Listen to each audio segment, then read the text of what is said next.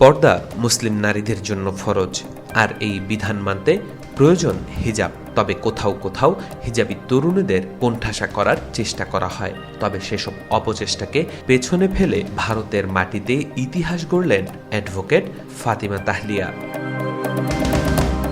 ভারতের কেরালার রাজনীতিতে নতুন এক অধ্যায়ের সূচনা হয়েছে। বামপন্থীদের শক্ত ঘাঁটি হিসেবে পরিচিত পেরাম্ব্রা বিধানসভা আসনে জয় পেয়েছেন ফাতেমা। তিনি ইন্ডিয়ান ইউনিয়ন মুসলিম লীগের প্রার্থী হিসেবে প্রতিদ্বন্দ্বিতা করে সিপিআইএম-এর প্রবীণ নেতা রামকৃষ্ণকে পরাজিত করেন।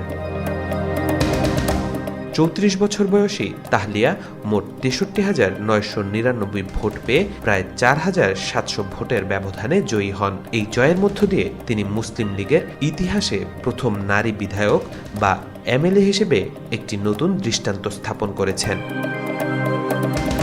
কোঝিকোড জেলার পেরুভায়ালে জন্ম নেওয়া তাহলিয়া ছাত্র রাজনীতি থেকেই নিজের পরিচিতি গড়ে তোলেন। তিনি মুসলিম স্টুডেন্ট ফেডারেশনের নেতৃত্ব দিয়েছেন এবং পরে কোঝিকোড কর্পোরেশনের কাউন্সিলর হিসেবেও দায়িত্ব পালন করেছেন। বর্তমানে তিনি মুসলিম ইউথ লীগের রাজ্য সম্পাদক।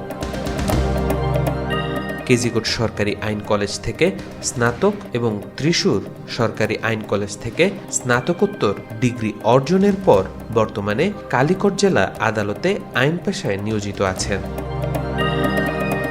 তার এই সাফল্যের পথ মোটেও সহজ ছিল না। প্রার্থিতা ঘোষণার পর থেকেই তিনি সাইবার হামলা ও অনলাইন হয়রানির মুখে পড়েন। বিশেষ করে হিজাব পরা ও মুসলিম নারী হওয়ায় তাকে নিয়ে সামাজিক যোগাযোগ মাধ্যমে নানা কটূক্তি করা হয়। সব বাধা পেরিয়ে নির্বাচনে জয়ী হয়ে তিনি কেরালার রাজনীতিতে গুরুত্বপূর্ণ বার্তা দিয়েছেন।